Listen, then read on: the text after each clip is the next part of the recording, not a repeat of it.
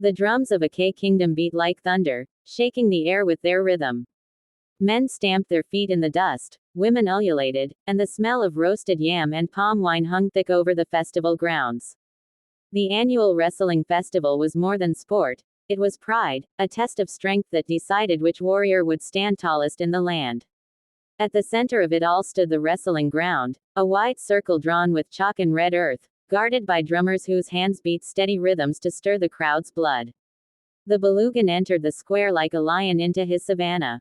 His frame was broad, his skin bronzed from countless battles under the sun. His chest was bare, marked with scars that were not wounds but medals of survival.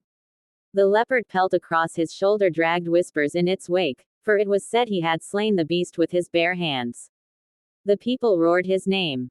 Balogun, Balogun, the spear of Arike, the shield that never breaks. The name itself carried weight. He was the commander of Arike's armies, a man whose very shadow commanded respect. Broad-chested, his skin glistening with sweat and oil, his muscles carved as though by the gods, he stepped forward with calm certainty. His gaze was sharp, his jaw set, and around his waist glinted the charms of countless victories. But upon the raised stool at the far end of the square, the king Oba Adewale frowned. His pride stung every time the people praised another man above him, even if that man was his kingdom's protector. Pride had long been his shadow, whispering foolishness into his ears. And pride, that day, made him a gambler. When the Balogun had flung down yet another challenger, this one the champion of a neighboring village, the crowd's roar shook the heavens. The king rose, palm wine wet on his lips, and lifted his staff for silence. Who among us can match the Balogun?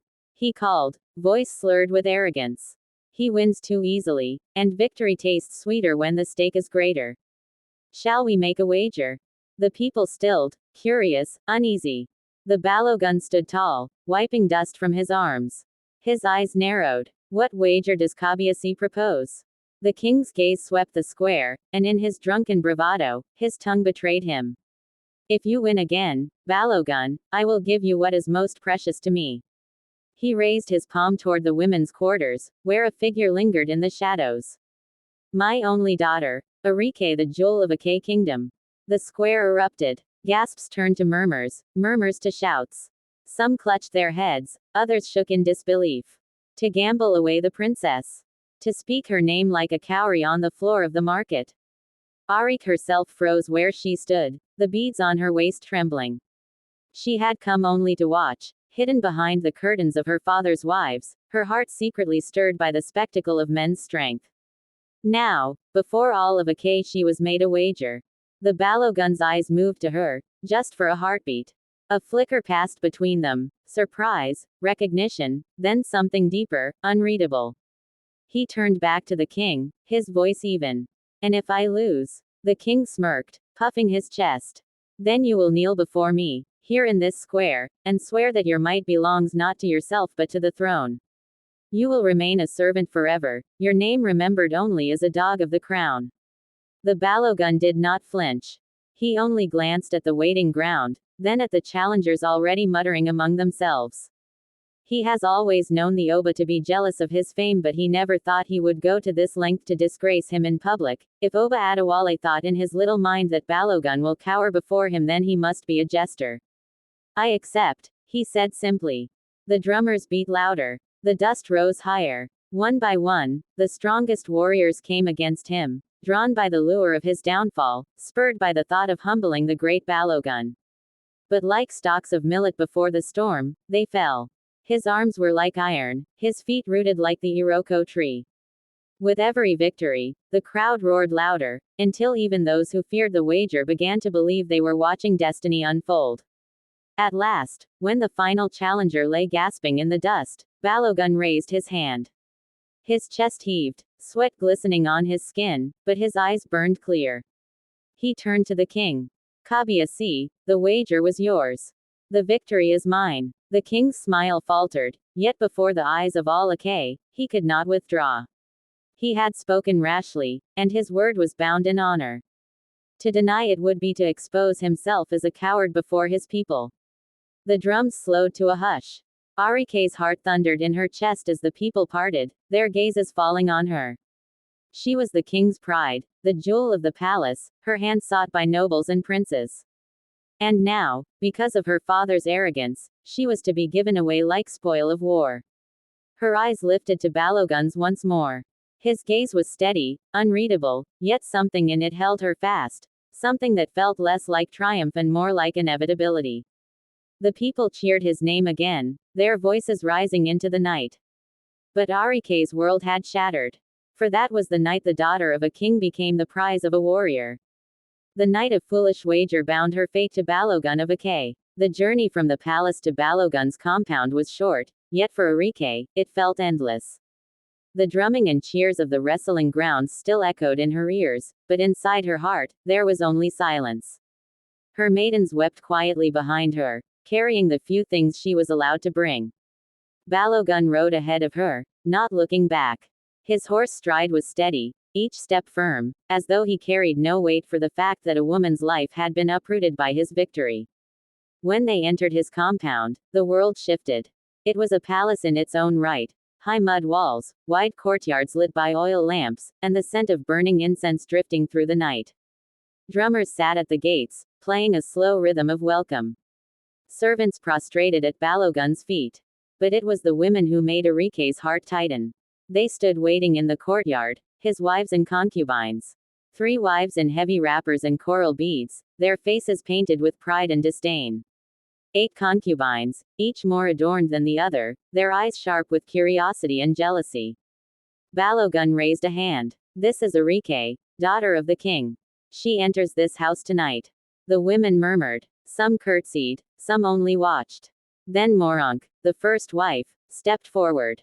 She was tall, with sharp cheekbones and eyes that could cut like a blade if draped in traditional Yoruba Ankara attire, heavy beads circling her neck. She carried herself with the pride of one who had reigned over the household for many seasons. Her eyes swept Arike from head to toe, sharp, measuring, filled with disdain. Welcome, princess, she said smoothly, and bowed slightly as is required for royalty, although done in jest with smile which did not reach her eyes. Our lord has brought home a prize, not a wife. A maiden dragged here not by love but by a wager, a princess not fit for the title of wife, after all your dowry was not paid. This house is wide, but hearts here are not easily shared. You will learn your place. Arike met her gaze without flinching. And perhaps you will learn mine. A ripple of shock passed through the women. Few dared to speak back to Moronk. But Arike's blood boiled too hot to bend. Do you know what it means to live in Balogun's house, daughter of the king? Do you know what it means to share his bed with many women who came before you not as a wife but as a concubine who would never be honored with the title wife or allowed to bear the children of the great Balogun? Arike met her glare without flinching. I know only that I was not asked. And that I will not bend my knee to you, nor to him. Moronki's lips curled into a cruel smile. Then you will learn, princess. You may come with gold on your wrists and pride in your heart, but here you are nothing. A concubine. And you will find that a lioness does not give her place to a cub. Before Arike could answer, the sound of heavy footsteps filled the courtyard. Balogun had returned from taking the horse to the stable. He gave no sign he heard their exchange. Instead, he turned to Arike, his voice steady. The wives and concubines lowered their gazes, some bowing, others retreating into silence. But Arike turned to him, her defiance unsoftened. Balogun's gaze moved first to her, then to Moronk, then to the gathered women. His voice was deep, calm, yet carried the weight of command that brooked no challenge. Enough. The daughter of the king is not to be treated as spoil. She is under my protection, and in this household she shall have what I choose to give her. He turned to his most trusted warrior, right hand and friend, Adugan, prepare the eastern chambers for her, the finest. Let the floors be laid with woven mats from Oyo, the lamps lit with palm oil till dawn, the air perfumed with coconut oil. Send the maidens to bathe her in scented oils, dress her in silks from across the river, and braid her hair with coral beads. Eyes turned. Whispers trailed behind her. The king's daughter. The concubine one in the square. Is she greater than us now? A murmur of shock swept the wives. Never before had Balogun given such honor to one newly arrived. Even Moronki's face stiffened, her nails digging into her palm beneath her cloth. Arike's eyes flashed with anger. I did not ask for chambers, nor silks, nor oils, she said sharply. I will not be dressed like a bride for a marriage that never happened. Balogun's gaze held hers, steady as a spear planted in the earth. Whether you chose it or not, Arike, it is so. You are here, and here you will remain. If you will not accept me as a husband, then accept me as master of this house. My word is law within these walls. For the first time, a flicker of something like unease passed through her. He was not pleading, he was declaring. Yet there was no cruelty in his voice, no triumph, only certainty, as if he knew time itself would bend her to him. Balogun gestured, and the maidens approached. Arike wanted to resist, to flee, but to resist before so many eyes would give her enemies cause to laugh. So she allowed herself to be led, head high, her silence her shield. As she was guided away toward the eastern chambers, she heard the rustle of Morunki's cloth behind her, and the low hiss of a voice meant only for her ears. You may sleep in silk tonight, princess, but do not think the bed is yours. We will see how long your pride lasts in Balogun's embrace. Arike did not answer, but her heart beat hard against her ribs, for she knew she had stepped into a world where every smile hid a dagger, every touch was a contest, and her spirit would be tested more fiercely than in any king's wager. Her maidens continued to lead her through a long corridor into a smaller courtyard. As Balogun had instructed, the room was well furnished, with mats, silk wrappers, and a carved bed fit for a princess. Yet to Arike, it felt like a prison cell. When the door closed, she sank onto the mat, her heart hammering. She remembered her father's face, clouded with shame, and tears finally spilled down her cheeks. The eastern chambers glowed with lamplight. Shadows flickered across carved pillars, the scent of frankincense curling through the air like invisible hands. The room was unlike anything Arike had ever known. Walls hung with indigo cloth, mats woven so finely they were soft as river grass, and a great bed draped in silks of crimson and gold. Arike stood at the threshold, her back rigid. She had not spoken since Balogun's decree, but her silence was louder than any curse. The maidens approached, bearing bowls of warm water scented with hibiscus and camwood oil. They knelt before her, timid under her cold stare. Forgive us, my lady, one murmured. It is the Balogun's command that you be bathed and adorned. Arike's lips tightened. His command, always his command. Yet to refuse would shame her before them all, would make her seem small and broken. And she was her father's daughter. She would not let them whisper that she entered his house like a slave dragged to the market. She allowed them to undress her, though her heart raged. Gold bracelets slipped from her wrists, her wrapper fell to the floor, and the maidens guided her into the bath. Warm water embraced her skin, scented steam rising like a veil. Their hands were gentle as they poured the oils, rubbed her arms and legs, combed her hair with ivory teeth. She sat in stillness, jaw set, yet her body betrayed her with shivers beneath their touch. When they drew her out, they clothed her in the softest silk she had ever felt, a flowing wrapper that clung to her curves and shimmered in the lamplight. Coral beads weighed her hair, anklets jingled faintly with each step. A knock came at the door. Before she could answer, it opened, and Balogun entered. He filled the room with his presence, broad shoulders, scarred arms, the scent of sweat and palm oil still clinging to him. He looked at her, not with hunger, but with quiet intensity. He wore no armor tonight, only a simple wrapper of dark brown cloth knotted at his waist, his chest bare, his skin gleaming with the sheen of Adi, the local coconut oil. His presence filled the room like thunder before a storm. Arike's breath caught, but she straightened her spine, refusing to yield.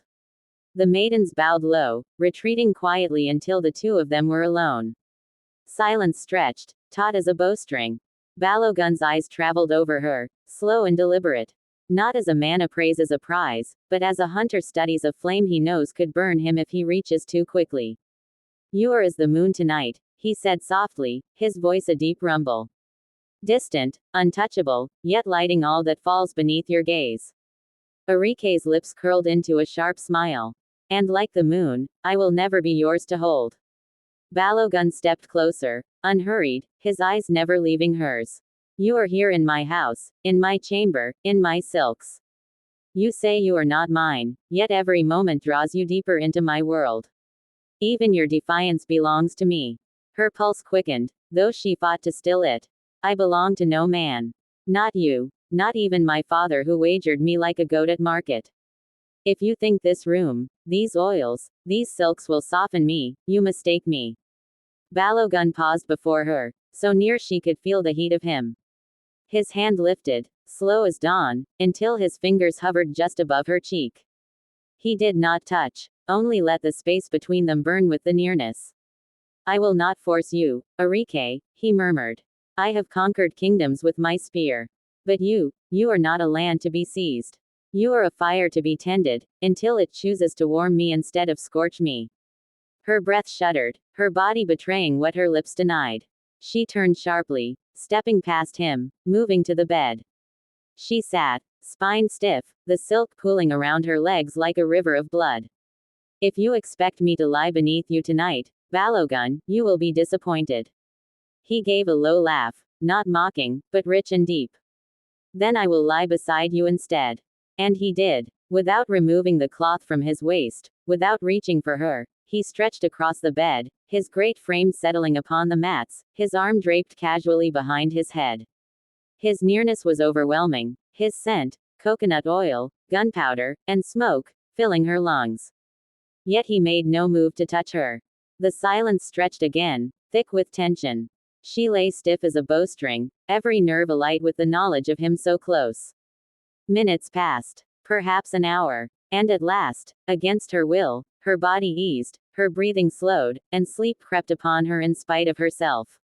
As her eyes drifted closed, she heard his voice, low and steady, the words brushing her ear like a vow. You will hate me tonight, Arike. Tomorrow, you will still resist.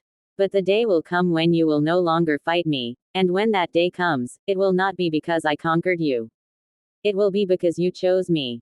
She did not answer. She could not. For though her heart raged, something deep within her quivered at his words, as though the future he spoke had already taken root in the soil of her spirit. Hours passed, for it was dawn when the rustling of movement jerked Arike awake. The Balogun stood up from the sleeping pallet gently and headed for the door. He paused just as he was about to slip out into the morning darkness and whispered. You are safe here. Safe. Arike's voice was sharp as if she was not just slumbering mere moments ago. I have been given away like vegetables in the market. You call that safety? Balogun's jaw tightened, back still turned. I did not force the king's hand. I only claimed what was promised. Then keep your promise, warrior, she spat. You may own my body, but you will never own my heart. Silence hung heavy between them. Then Balogun did something she did not expect. He turned back to face her and he bowed his head slightly. I do not need your heart now, he said quietly. Go back to bed, the first cock is yet to crow. He left as swiftly as he came, the door shutting softly behind him. Arike sat in the stillness, her chest heaving. For the first time, doubt flickered in her resolve. He had not touched her, not forced her, though he had the right. That frightened her more than anything, because it meant his patience was a weapon sharper than his sword. She whispered into the wee hours of the morning, clutching her wrapper tight. I will not break. Not for him. Not for anyone. They called him Balogun, conqueror, warrior, lion of Arike. But in the secret chambers of his heart, he still heard the name his mother had given him, Adadayo. That name belonged to a boy who once laughed beneath palm trees, who once knew tenderness before duty buried him in steel. That boy had died long ago, when his father pressed a spear into his small hands and told him that softness was a curse. Balogun thought Adadayo was gone. But last night, in Arike's chamber, Adadayo had risen, a boy who was taught by his mother to show compassion, a boy who was taught that not everything can belong to him, a boy whose mother instilled patience in him. The scent of fragrance oil haunted him. The memory of her eyes, dark and unyielding, cut through his composure like a blade. She had not yielded her body, and by the gods he badly wanted her to. She had not quivered under his touch or cowered at his strength. And yet he wanted her more than any woman he had ever known. Not even Fadaki, his most cherished concubine, had risen desires so hot and so tender in him that he found it difficult to quench. His wives would whisper of weakness. His concubines would hiss with envy. Already, the walls of his compound hummed with quiet suspicion. The eastern chamber had been one that ought to belong to his favorite, and never has any of his over 10 women graced the softness of the rooms. Even Fedeki had always hinted he declared the room as hers. As if summoned by his thoughts, the door to his quarters opened softly. Fardaker stepped in. She was the jewel among his concubines, slender, with skin smooth as polished bronze, her waist bound with cowries that sang when she moved. Her smile had always been enough to soften his mood after battle, her touch enough to quiet the storms of war within him. She had been his refuge, his favorite, the one who understood how to please him without words, and now her beauty seemed pale against Arike's. Balogun, she whispered, lowering herself gracefully before him, her wrapper slipping from her shoulder in practiced invitation. The golden lamplight kissed her skin, promising warmth, ease, and release. But tonight, her beauty fell upon him like water against stone. Balogun's jaw tightened. He should have reached for her like he always did. It would have been easy, habit, even. But as he looked at her, he saw not Fedeki's familiar softness but Arike's defiant eyes, the proud tilt of her chin, the way her silence had burned hotter than any touch. He closed his eyes, trying to push the memory away, but it clung tighter. Gods! He muttered to himself. Fedeki leaned forward, her voice honey-sweet. My lord has been restless. Let me ease you, as I always have. Balogun stood abruptly as if her breath stung him. His height dwarfed her as he turned away, fists clenched at his sides.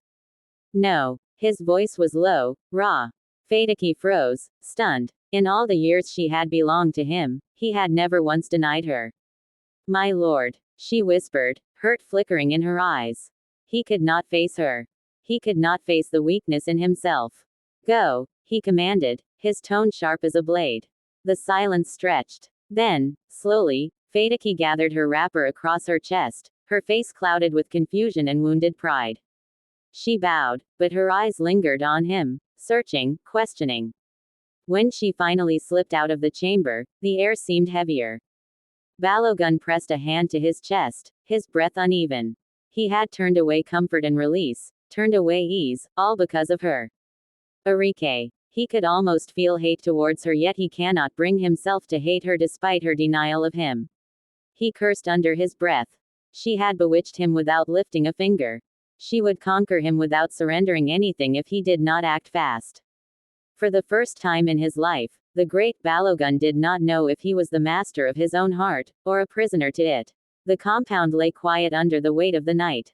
The wives had retired, the concubines too, their laughter drifting faintly through the thick air before fading into silence. Their footsteps had all retreated to their chambers, each expectant of the Balogun's visit.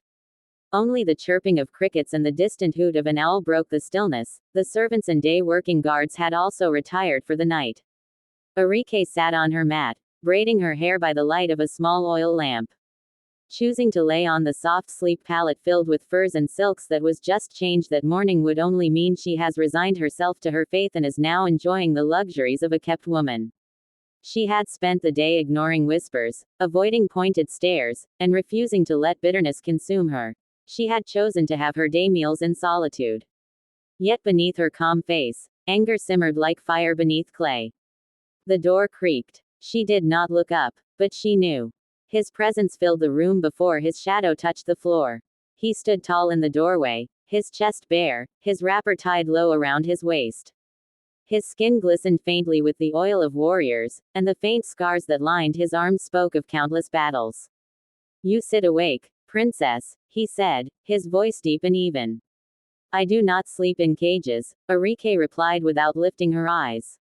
A flicker of amusement crossed his face. He stepped inside, the door closing softly behind him.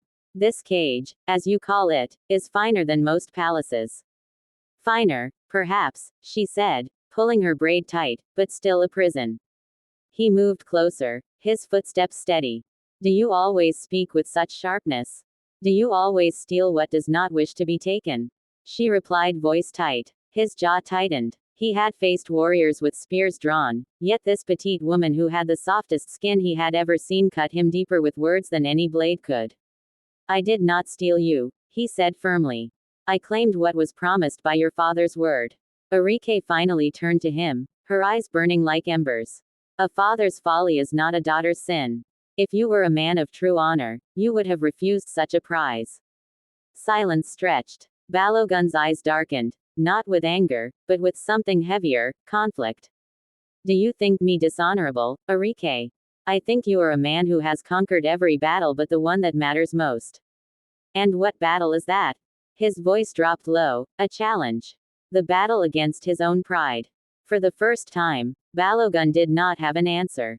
He stared at her, his breath deep, his chest rising and falling with a warrior's restraint.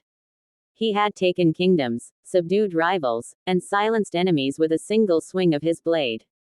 But here, before a single unarmed woman, he felt unsettled. He reached for her hand.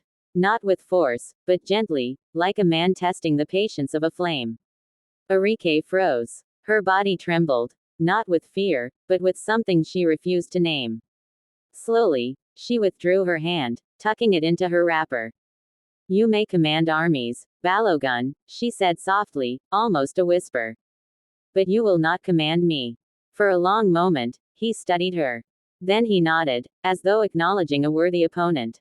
Very well, he murmured. I will not command you. But remember this, princess, patience wins wars where swords cannot. Please lay on the sleep pallet this night. A princess is not fit to sleep on floors.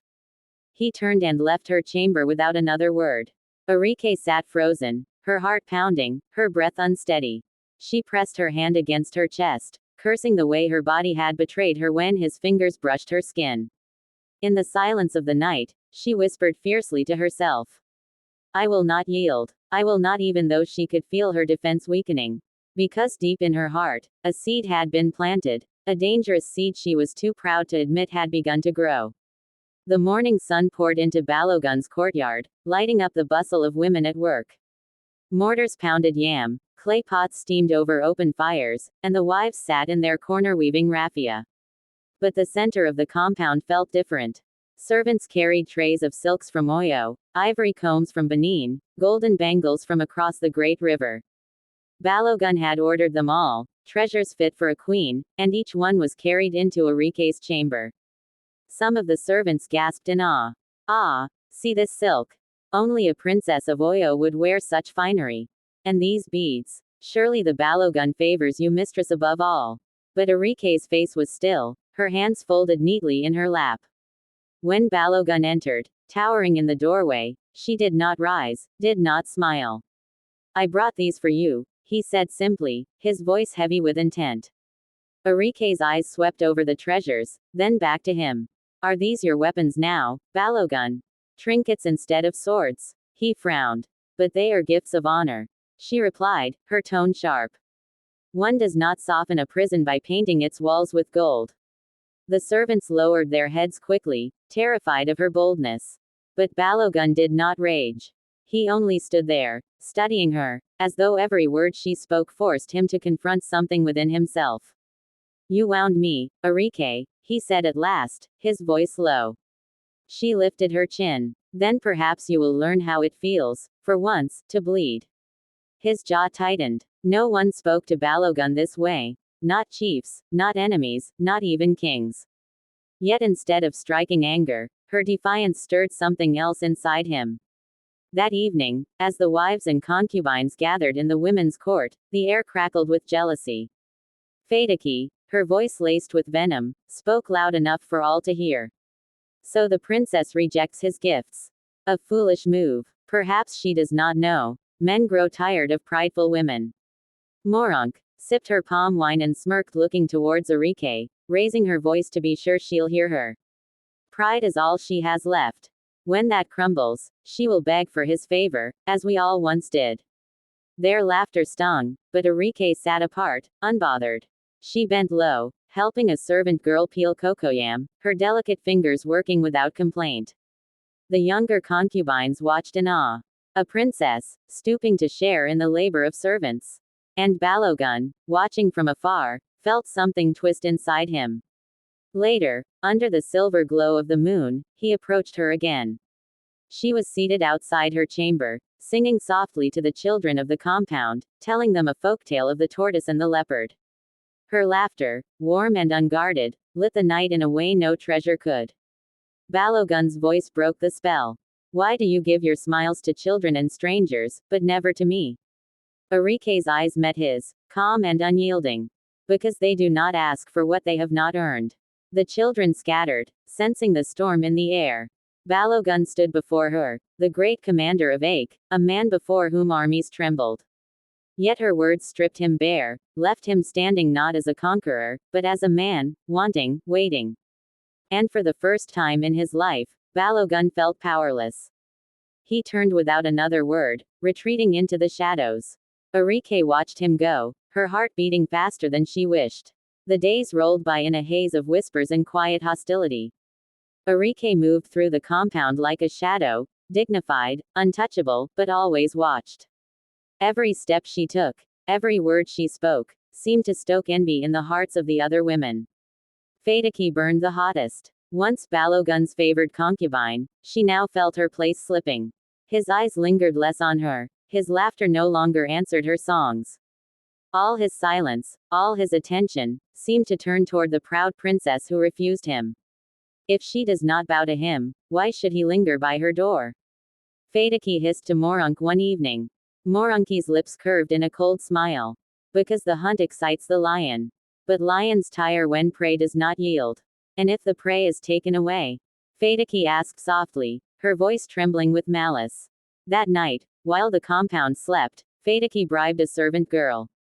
Into a clay pot of pepper soup meant for Arike's chamber, she slipped a crushed root, a deadly herb known to silence a heart before dawn. The next evening, the food was brought to Arike. The maidens set the steaming bowl before her, their faces eager. She had eaten little for days, and the aroma was rich, inviting. But as Arike lifted the first spoon, Balogun appeared at the doorway. He had not intended to visit, but something, some restless instinct, had driven him there. His eyes caught the faint shimmer of the soup, and he froze. Stop. His voice was sharp, commanding. Arike blinked, spoon hovering. What is it? He strode forward, taking the bowl from her hands.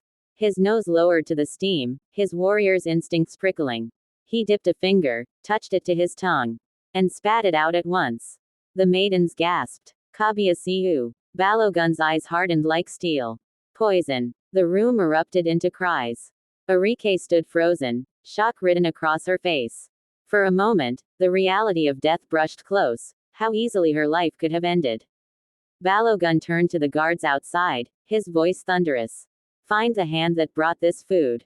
Bring her before me. Within moments, the servant girl was dragged forward, trembling, confessing under the heat of Balogun's gaze. She spilled everything, the bribe, the root, the whispered name of Fedaki. The courtyard gathered in chaos. Wives, concubines, and servants crowded under the moonlight as Balogun stood in the center, his fury a storm. Fedaki. His voice rang out like iron striking stone. You dare raise your hand against the daughter of the king under my roof. Fedaki fell to her knees, her beauty dimmed by fear. Mercy, Balogun. Mercy. His hand clenched his spear. Had she swallowed a drop, you would be dead already. It's her fault, Fedaki retorted. Ever since she stepped her filthy feet in our home, we have not had peace. You no longer visit our rooms. Even I, your favorite, was chased away from your rooms. What will you have me do? The women trembled. The men whispered among themselves. None had ever seen the Balogun's wrath burn so close to home. But then, Arike's voice rose. Calm. Steady. Let her live. All eyes turned to her. Even Balogun froze. She is jealous, not wicked by nature, Arike said, stepping forward. If you kill her, the others will only fear me more.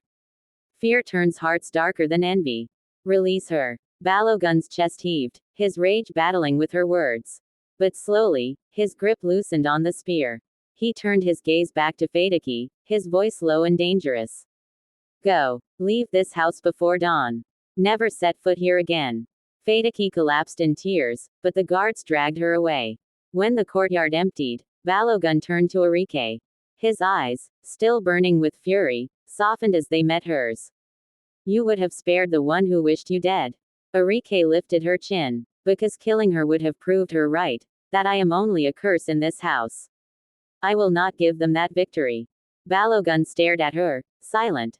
For the first time, admiration stirred deep in his chest. Not for her beauty, but for her strength. You are not like other women, he said quietly. And you are not the man I expected, Arike replied. The night air between them thickened. Anger, respect, and something neither dared name yet. And in that moment, Balogun, the great warrior of Arike, realized this was a battle unlike any he had ever fought. Balogun stood at the edge of the courtyard, his hands clasped behind his back, his eyes fixed on the fading dust where Fadiki had walked out. Her wails had echoed through the compound as servants gathered in disbelief, watching the favorite concubine stripped of her place and sent back to her father's house.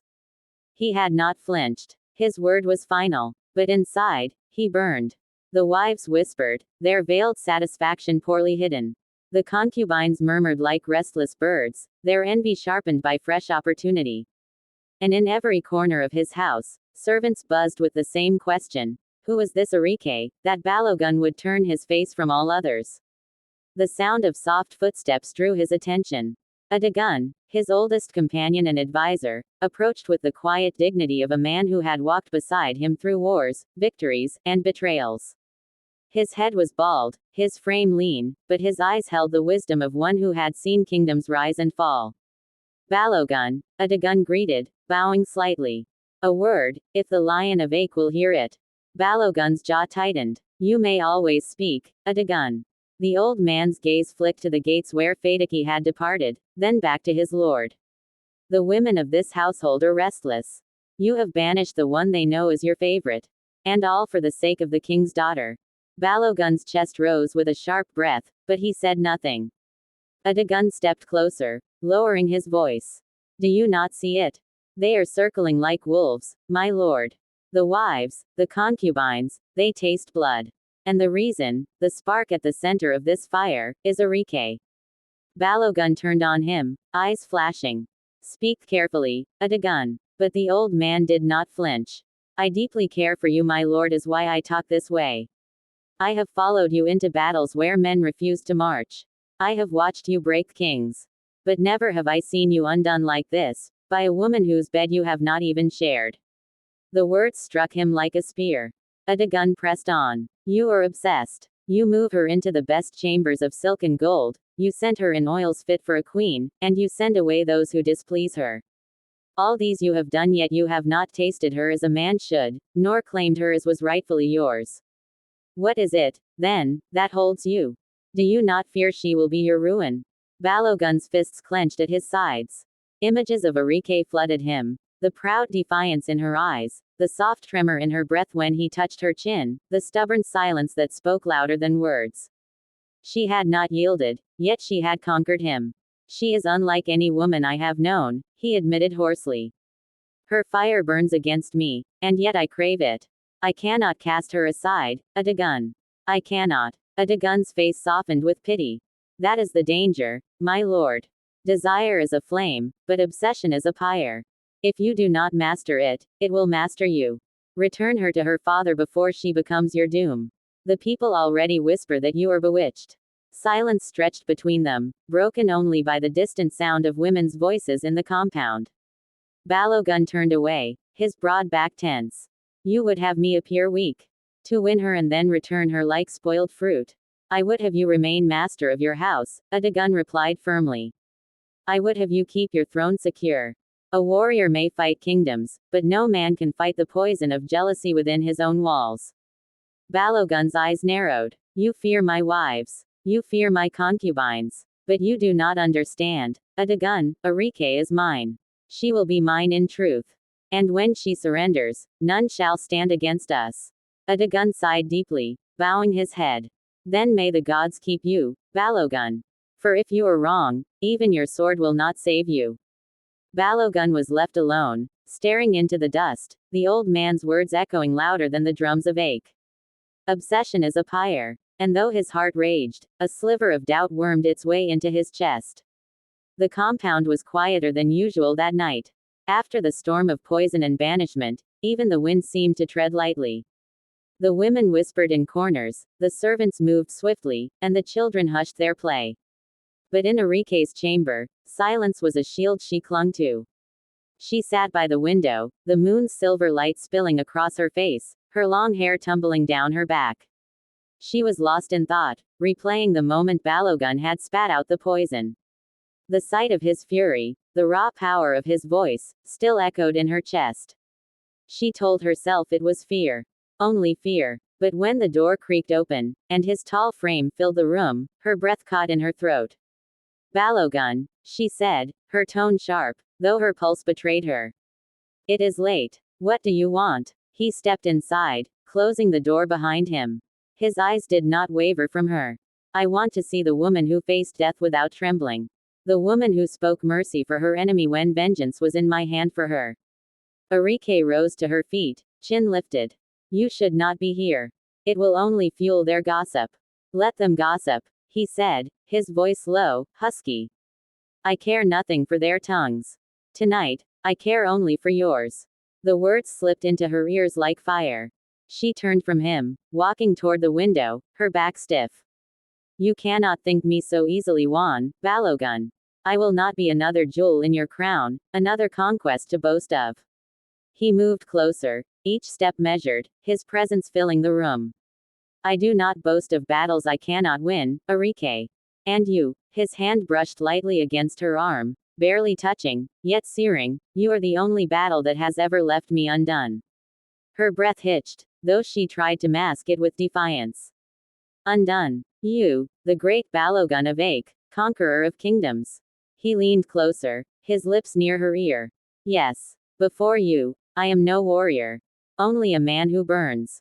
Her body betrayed her, leaning ever so slightly into his heat, but her tongue lashed back.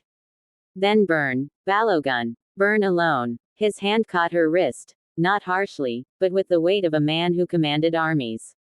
He turned her toward him, their faces inches apart. The fire in his eyes clashed with the storm in hers. The silence between them pulsed. His thumb brushed against her palm, slow, deliberate. Tell me you feel nothing, and I will leave. Her heart thundered. Her lips parted. The words she wanted to say, nothing, I feel nothing, died in her throat. Instead, she pulled free, retreating a step, though her body trembled. Leave, Balogun, please. The word please hang between them, soft and dangerous. Balogun's jaw tightened. He reached out as though to touch her again, then stopped himself, his restraint as fierce as his desire. His voice was rough when he spoke. You will yield, Arike. Not because I command it, but because your heart will demand it. Then he turned and strode from the room, leaving her breathless, her knees weak, her thoughts in chaos. Arike gripped the window frame, trying to steady herself. Outside, the moonlight bathed the compound in silver. Inside, her heart whispered a truth she refused to admit aloud. She had not won this battle. Not tonight. The women's court of the Balogun's compound had always been alive with chatter, gossip, and soft laughter. But since Arike's arrival, the air was heavier, thick with resentment, sharpened by envy, and even more so since the disgraceful exit of Fadaki. Balogun's 3 wives sat in a circle that evening, the glow of the fire casting hard shadows across their faces. Their silks gleamed, their jewels glittered, but their hearts were clouded. It was Aigtun, the youngest wife, who broke the silence. Do you not see? He lingers at her door, night after night. He eats little in our chambers, he scarcely looks at us and has finally stopped touching us. If you elder wives can bear it, I cannot. I am still very much in my younger years. This child, this king's daughter, has stolen him from us all. Moronk, her voice bitter as palm wine gone sour, spat into the fire. She has bewitched him. He casts aside even his concubines for her. And what of us? Wives by tradition, keepers of his household, bearers of his children, are we nothing now? The second wife, Yatunde, sighed deeply. She is proud, too proud. She does not even soften for him, yet he pursues her as though she were a goddess. What hope do we have if defiance wins more than devotion? Aigtun's eyes hardened. Hope? No, there is no hope if we do nothing. Do you not see? Today she steals his gaze, tomorrow she will steal his heart completely. And then, she will steal his power. A hush fell. Even the crackle of the fire seemed to quiet. Moronk leaned forward, her voice low and venomous. We must remind him who has been loyal all these years. Who bore him sons, who tended his house, who soothed him after battles. If he cannot see, then we will open his eyes. How? Yetunde whispered, though her eyes glimmered with the same hunger. Aton smiled, but it was a cold smile, sharp as a blade. The women of the compound are many. The concubines he cast aside resent her as much as we do. Together, our voices can rise like thunder. Let us stir the compound, let us whisper into every ear that she brings ruin, that she divides the house of the Balogun. When his warriors hear, when the people outside whisper too, he will have no choice but to act. Morunk clapped her hands softly, her bracelets jingling. Yes, let us poison his ears, not with roots, but with words. Words sink deeper than blades when spoken by many tongues. Yetunde hesitated, chewing her lip. But if he finds out we were behind this. Fadaki was just cast out. Aton cut her off. He will not. We will move like shadows. By the time he notices, the seed of doubt will have rooted in his heart. Their laughter rose, low and cruel, as they sealed their pact. In the days that followed, the compound hummed with whispers. Servants carried gossip like water. Concubines repeated sly tales, their voices dripping with scorn. She is too proud for him. She disrespects his house, yet he shields her. A king's daughter, yes, but does that make her fit to rule his bed when she's not his wife? The poison spread quickly. Some of Balogun's men overheard. Some of the elders outside the walls muttered in their compounds. The question was rising everywhere, soft but dangerous. Has the Balogun lost himself to this girl? Arike felt the change before anyone spoke it to her face. Servants who once bowed now avoided her gaze. The concubines no longer watched her with envy alone, but with open disdain. Even in the market, she heard women murmur behind their palms. And one night, as she stepped into the courtyard, she found herself encircled by the wives, Aton, Morunk, Yetunde, their eyes sharp, their smiles false. You walk boldly, princess, Aton said sweetly, though her words cut. Do you not know this is not your father's palace? Here, respect is earned, not inherited. Arike stood tall, refusing to yield an inch. Respect is not begged either. And if I am not wanted here, then it is not by the Balogun's words, for he alone brought me into this house. Morunk sneered. Yes, he brought you, but he can just as easily send you away. When his eyes clear, when he remembers the women who stood with him before your shadow darkened his door, he will. Yetunde's voice trembled with restrained venom. And when that day comes, do not look to us for pity. You will find none. The three swept away like a storm, their perfumes lingering like smoke. Arike stood in the moonlight, her heart hammering, but her chin high. They thought her alone, but she had seen the truth in their eyes. They feared her, because they knew, even without surrendering, she had taken what they no longer held. Balogun's heart. And that made her more dangerous than any concubine, any wife. The drums of rumor had grown too loud to ignore. Even Balogun's most trusted warriors shifted uneasily in his presence, their eyes flicking with unspoken questions. In the council, one elder had dared to speak what others only whispered. A warrior who loses himself to a woman, loses his kingdom. Balogun had not replied, he had only risen, his massive frame radiating silent fury, and dismissed the council.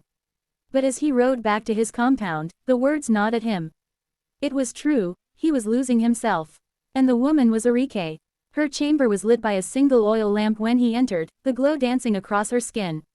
She was brushing her long hair, humming softly, her back to the door. She didn't flinch when he came in, she must have known it was him. You should knock, she said, voice calm, though her hand trembled slightly on the comb. I do not knock on doors I already own, Balogun replied, his voice low, rough with something deeper than anger. She turned, meeting his gaze, her eyes sharp. Own, you may have dragged me here, but you will never own me. He moved closer, each step deliberate. Is that what you tell yourself when your breath falters every time I stand near you? When your eyes burn like fire each time we lock gazes? She rose, standing tall though he towered over her. Do not mistake defiance for desire, Balogun. His lips curved in a dangerous smile. Then show me your defiance now. Before she could speak, he caught her wrist, not harshly, but firmly, and pulled her closer. She gasped as her body brushed his chest, the heat of him enveloping her. His other hand cupped her chin, tilting her face up until her eyes met his. Every man fears losing himself, he murmured. But before you, I fear nothing, except the thought of never tasting you. Arike's breath hitched, her heart racing. His lips hovered near hers, close enough that she could feel the warmth of his breath. She wanted to pull back, to deny him. She should have, But her body betrayed her, leaning closer, aching for something her pride forbade. Her whisper came like a plea and a challenge. "You cannot break me." His answer was a growl deep in his throat as his mouth claimed hers. The kiss was fire, raw, consuming, fierce. She fought him, pushing at his chest, but his arms only tightened, holding her as though he would never let go. And then, like a storm giving way to rain, her resistance melted. Her lips parted, answering his hunger with her own. Her fingers, meant to shove him away, curled instead into his shoulders. His hands slid down her back, pulling her flush against him, the hard planes of his body igniting sparks along her skin. When he finally broke the kiss, his forehead rested against hers, his breath ragged. "You are poison," he whispered. "And I would drink you again and again, even if it kills me." Arike's chest heaved, her pride warring with the heat coursing through her. "You are a fool, Balogun. A great fool," he smiled, pressing a kiss to the curve of her neck, making her shiver. "Then let me be your fool. Only yours." Her heart thundered at the words, but she bit her lip, swallowing the dangerous reply that threatened to escape. Instead, she pushed him back, though her trembling hands betrayed her. "Leave," she said softly, her voice unsteady. "If you stay, I may forget myself." Balogun's eyes blazed, but he obeyed. He stepped back, his body taut with restraint, his gaze never leaving her. At the door, he turned once more. "The council says you will destroy me. Perhaps they are right, but if I am to fall, Arike, let it be into you." And then he was gone, leaving her pressed against the wall, lips swollen, body trembling, heart in chaos. The day passed in a rush and it seems the rumor had no impact on the Balogun. In fact, he kept visiting Arike's chambers each time to be turned down. Again the wives gathered, but this times all other concubines were present. "We have wasted time with gossip. Look at him now, our Balogun. He breathes only her air. He feeds only on her presence. Even in battle, his eyes search for her shadow." One of THW wives spat bitterly. A murmur of agreement rippled through the court. One of the concubines retorted, "He has not touched me in months. Once, his bed was mine for weeks at a time. Now," she snapped her fingers, her eyes burning, "he looks through me as though I am smoke." Another concubine, an older one, hissed, "She has bewitched him. Do you not see? No woman holds a warrior's heart so fast unless she has tied it with charms. We are fools if we fight with words." Aton leaned forward, her bracelets jingling like chains. "Then let us not fight with words. Let us strike where it bleeds." Another wife frowned. "You speak of blood. Do you not know what he will do if we fail? His rage already burned one of us to ash. Fadaki, have you forgotten about her so quick? Would you risk his wrath again?" Aton's eyes narrowed. "Better wrath than erasure. If we do nothing, we will be ghosts in our own home. Already he whispers in her chamber at night. Already his bed is closed to us. What is left for us to lose?" The women looked at one another, their silence deep with dangerous agreement. One concubine whispered, "I know a leaf that makes the body burn until the heart stops. It slips into palm wine unnoticed." Another leaned closer. "Too dangerous, too quick. We must ruin her, not just kill her. If she dies, he will mourn her forever. But if she is shamed, cast as a traitor, then his love will turn to hate." The women's eyes gleamed. "Then let us spread word," Yatunde said. "Whisper to the servants that she meets another in secret. Let us plant tokens in her chamber, charms, men's trinkets, anything to stain her name. When Balogun finds them, he will be forced to choose. And he will choose his honor over his lust." The concubines nodded, their faces hungry for vengeance. But one, the youngest of them, dared to speak. "And if she survives even that? What if he defends her, as he always does?" Morunki's lips curved into a cruel smile. "Then we fall back on poison. Either way, Arike will be the death of herself." That night, a shadow moved outside Arike's chamber. A servant girl crept in, silent as a cat, her small hands trembling as she tucked a strange amulet beneath Arike's sleeping pallet. Another hid a warrior's carved bracelet beneath her clothes. When they were done, they slipped away into the darkness, leaving the seeds of betrayal behind. But they did not know, one of the Balogun's trusted guard had seen them. And word of their treachery would reach him before dawn. The first light of dawn painted the sky red when Balogun entered the women's court. His footsteps echoed like thunder, each one a warning. Behind him trailed two of his fiercest guards, dragging the trembling servant girls who had planted the charms in Arike's chamber and her accomplice. The wives and concubines were already gathered, faces painted with false innocence, their eyes darting like trapped birds. Balogun's gaze swept the room, Cold, merciless, burning. Last night, he began, voice deep and dangerous, my guards saw what no man of honor should see. My own household, turned into a pit of vipers. He flung the amulet onto the ground. It clattered against the stones. Who sent this into Arike's chamber? Silence. No woman spoke. The air hung thick with fear. The Balogun's eyes narrowed. He seized one of the servants by the wrist, lifting her off the ground as though she weighed nothing. Speak. The girl sobbed, pointing a shaking finger. It was the senior wives, and the concubines, and others. They made us. They said if I refused, they would cut my tongue. Gasps filled the court. The women shifted, some glaring at the servant, others at Moronk. Moronk, her pride unshaken, rose to her feet. You call this proof? A trembling girl's word. You disgrace your own wives for a woman who is nothing but a prize won in a foolish bet. Her words hit like a strike. The court waited, breathless. Would the Balogun doubt? Would his loyalty bend? Instead, his laughter came, low and dangerous, the sound of a lion before it kills.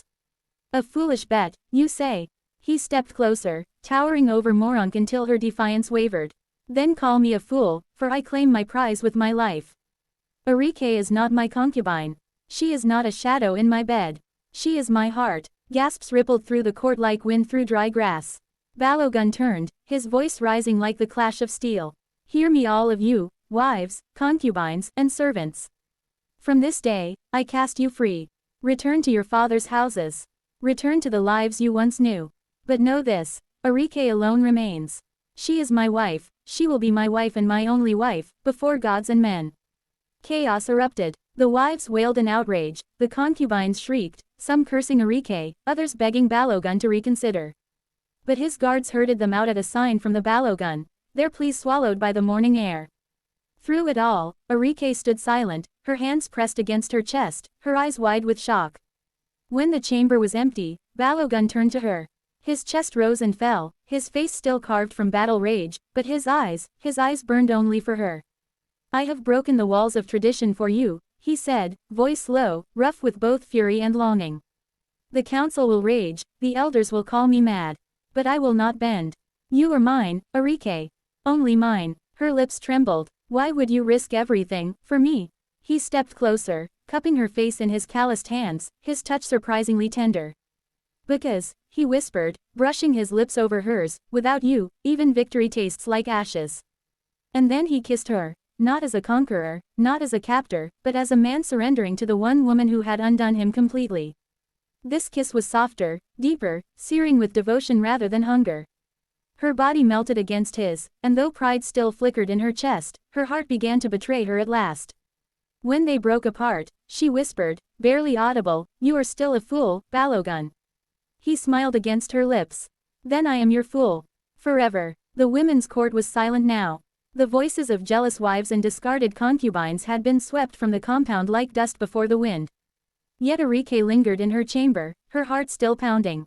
She touched her lips where Balogun had kissed her, feeling the warmth linger, a fire smoldering deeper than she wished to admit. She had fought him for so long. She had sworn she would never surrender.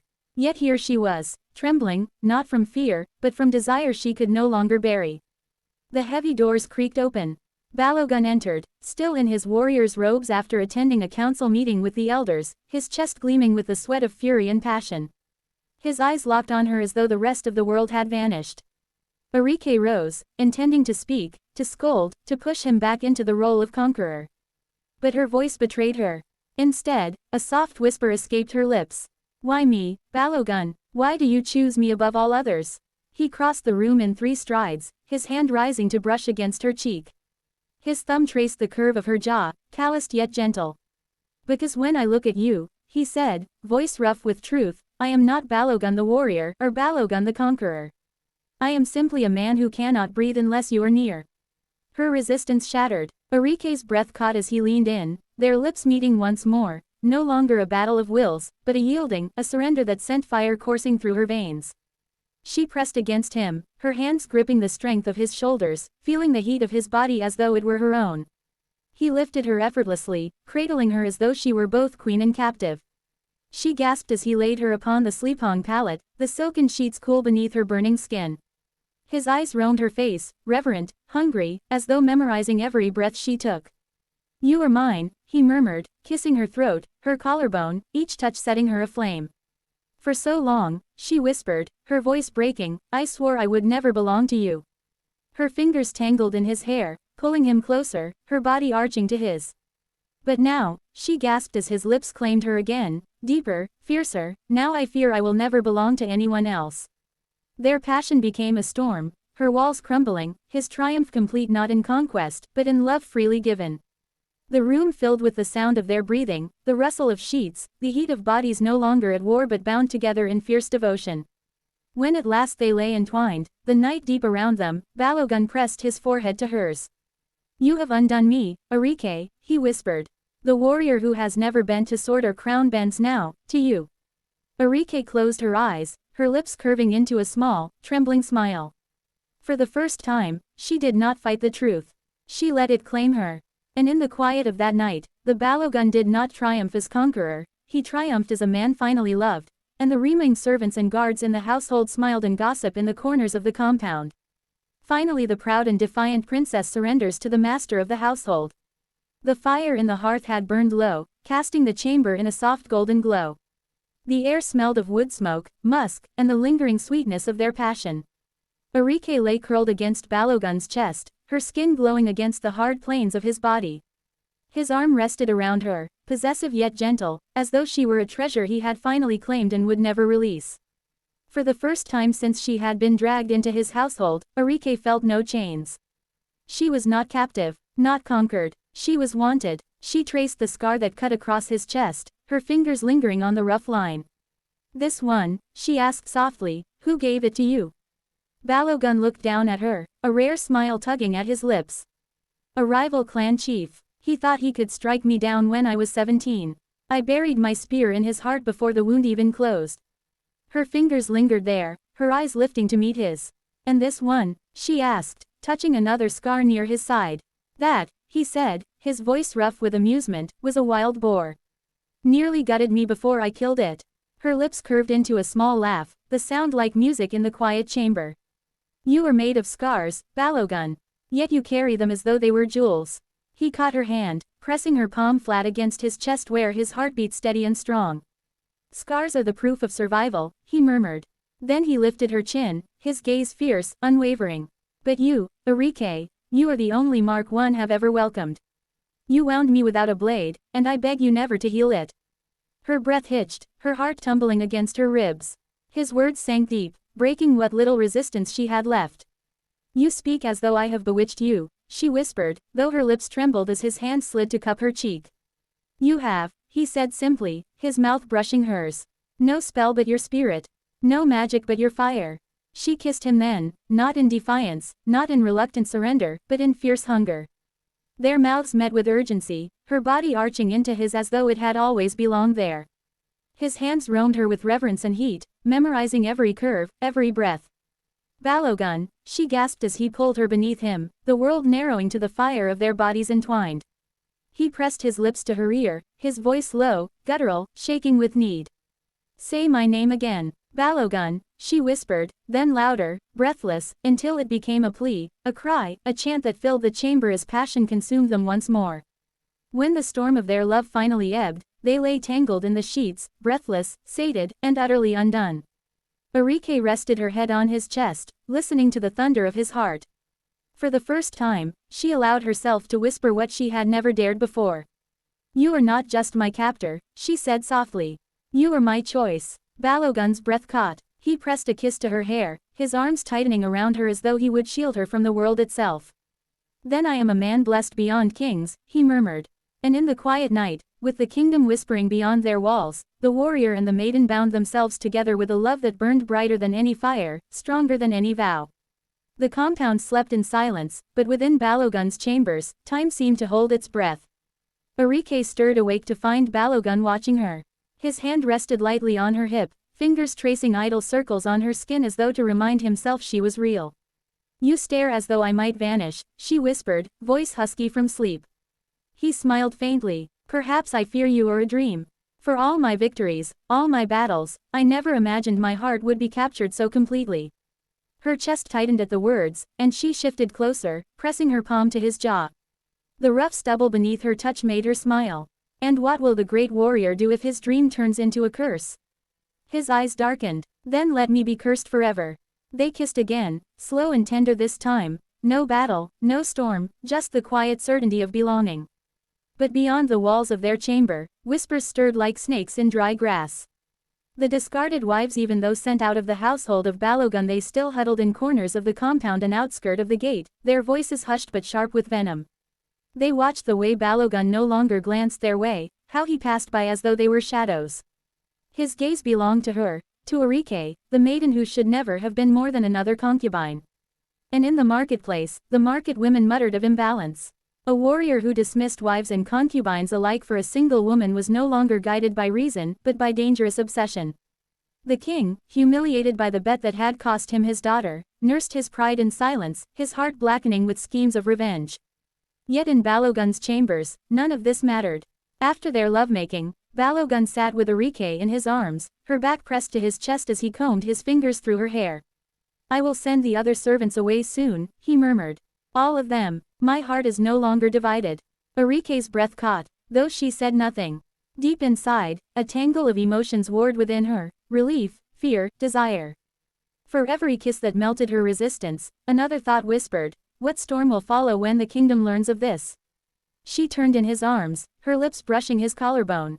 "Do not promise me what the world will fight to deny you." Balogun tilted her chin, forcing her gaze to his. "Then let the world fight. I have felled kings before. I will fell any who try to take you from me." Her heart fluttered, but even as passion rose, the unease lingered. She remembered the eyes of the wives burning with hatred, the tense silence of the palace guards, the way the people in the market whispered her name as though it were a curse. She kissed him anyway, needing the reassurance of his heat, his strength, his devotion. Their mouths met, slow but insistent, a promise in every brush of lips. For tonight, love was louder than fear. But as the firelight dimmed and sleep claimed them, a chill crept into the chamber. Beyond the walls, the kingdom was stirring, restless, watching, waiting. The storm was not yet upon them, but its shadow lay heavy, growing with each heartbeat. The compound felt emptier than it ever had before. The usual chatter of wives and concubines, the footsteps in the courtyards, the clamor of competing affections, gone. In their place, silence stretched wide, broken only by the laughter of children in the day and the hum of crickets at night. Arike walked the halls with new awareness, her wrapper brushing the floor like a queen's gown. Servants bowed deeper now, their eyes lingering on her with curiosity, some with fear, others with awe. She was no longer one among many, she was the only woman of the Balogun's household. But with that honor came unease. One evening, she sat on the mat in Balogun's private chambers, her knees tucked beneath her, her gaze fixed on the firelight. She had heard the wives' curses as they were cast out. She had seen the hatred in their eyes, hatred that had not died but only smoldered beyond the gates. Balogun entered, his steps heavy, his shoulders still tense from the weight of his decision. When his eyes fell on her, the hardness in him softened. He crossed the room and lowered himself beside her. "You are quiet, Arike," he murmured, brushing his hand against her cheek. She turned her gaze to him, her voice low. "The compound whispers. Some look at me as though I stole what was never mine. Others fear me, as though I cast a spell over you. But I know the truth. I did not ask for this, Balogun. I only wished to live unseen." His hand slid to the back of her neck, drawing her closer. "And yet, you shine so brightly that even the unseen could not ignore you. You are not a thief, Arike. You are my choice. Do you hear me? My choice." Her breath caught at the conviction in his tone. He pressed his forehead to hers, his voice a vow. "I cast them out because they brought poison and deceit into my house. But even if they had not, even if they had been loyal and kind, I would still have chosen you above them all." Her heart clenched, the last defenses she had built crumbling. She had fought him for so long, resisted the pull of his fire, but here, now, with his warmth surrounding her and his words piercing deep, she could no longer deny the truth. Her lips parted, trembling. "And if your enemies strike again? If they come for me outside these walls?" His mouth brushed hers, his voice a whisper of steel. "Then they will learn that no blade, no poison, no scheme can take you from me. For I would burn kingdoms to the ground before I let you go." Her resolve shattered. She leaned into him, surrendering, their mouths meeting with a hunger born of fear and love entwined. His arms closed around her, his hands tracing her back with the gentleness of a man who had wielded swords all day but only wanted to hold her by night. The fire crackled, shadows dancing across their entwined bodies as the bond between them deepened, fierce and tender, defiant and unbreakable. But outside the compound walls, whispers traveled quickly. In the markets, in the palaces, in the courts of rival chiefs, tongues wagged about the Balogun who had cast aside all his wives and concubines for one woman. And in the homes of their fathers where his banished women now lived, hatred brewed into a darker venom. For love this fierce always invited war. Seasons passed. The Eighth Kingdom still spoke of that night when Balogun's fury split his household apart. Of the banished wives and concubines who left cursing his name. Of the venom meant for the maiden who became the sun around which the warrior's world now turned. But with time, the whispers changed. What began as gossip grew into respect, then into legend. Even the wives and concubines resolved within them that nothing could be done. They learned to continue to live their lives. The Balogun still fed them but they no longer hold status in the village. For in Balogun's compound, order returned. His children thrived, no longer tugged between feuding mothers. His warriors served with renewed devotion, for they saw their leader stand unbroken against betrayal. And at the center of it all was Arike, the maiden once wagered like cattle, now the woman who tamed the fiercest heart in ache. Arike had not surrendered easily. Even after the poison, even after his wrath cast out her rivals, she had guarded herself. Love had come to her like a siege, Balogun battering her walls with tenderness and desire, with patience and fire. But in the quiet nights when his hands cradled her face as though she were the most fragile treasure in the world, in the days when he sat listening to her counsel before speaking to his chiefs, her heart softened. And when she bore him a child, a daughter with his fire in her eyes and Arike's grace in her smile, Balogun declared before his warriors and elders. This woman is no concubine. She is the jewel of my crown. She is the mother of my offspring. She is the queen of my household. My heart beats in her keeping. The chiefs nodded, for even they could not deny the truth written on his face, in his every glance toward her. From then, Arike walked not as the timid girl once forced into his arms, but as a queen beside a warrior. Her voice was sought in council. Her hand guided the household. Children ran to her with laughter. Servants obeyed her with reverence. She forgave her father, and even though the relationship between her father will never be smooth, they accord each other with the respect the other deserved, especially since Balogun performed all marital rites and paid her dowry. And Balogun, who had once held many, who had once scattered his passion like seed across many wombs, kept himself only for her. At night, when the torches dimmed and the drums of the village grew faint, he would gather her into his arms, his lips brushing her ear. "You were my prize that night in the square," he would murmur, voice thick with memory. "But now you are my victory. My only victory." And Arike, once the reluctant maiden, would smile with a heart wholly his, whispering back, "And you, Balogun, are my home. No, call me Adadayo." The warrior who conquered kingdoms had been conquered at last, not by blade nor by fire, but by the heart of one woman. Arike smiled, pleased with how her life turned out. And thus the tale of Balogun's concubine ended not with betrayal or venom, but with love crowned, fierce, enduring, unshakable.